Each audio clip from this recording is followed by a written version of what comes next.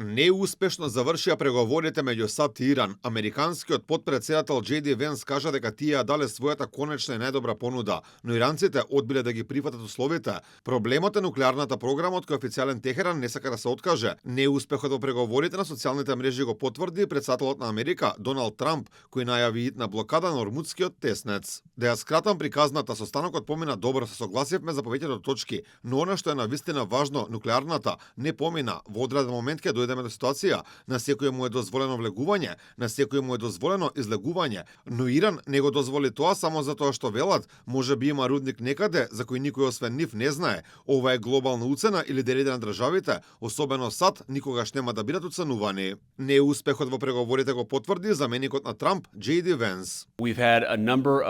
Имавме серија суштински разговори со иранците. Тоа е добрата вест. Лошата вест е дека не постигнавме договор. Мислам дека тоа е лоша вест за Иран, а не за САД.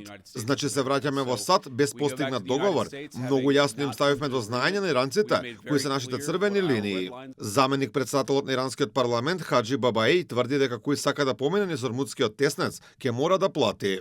Ормудскиот теснец е во рацете на Иран и мора да платат патарини. По неуспехот во преговорите во Исламабад, рускиот претседател Владимир Путин осварил разговор со неговиот ирански колега Мазут Пезешкијан, понудил помош за постигнување на мировно решение на Блискиот Исток. Од Кремљ соопштија дека Путин ја истакнал подготвеноста на Москва да помогне во изнаоѓање на политичко и дипломатско решение и да посредува во напорите за воспоставување праведен и траен мир.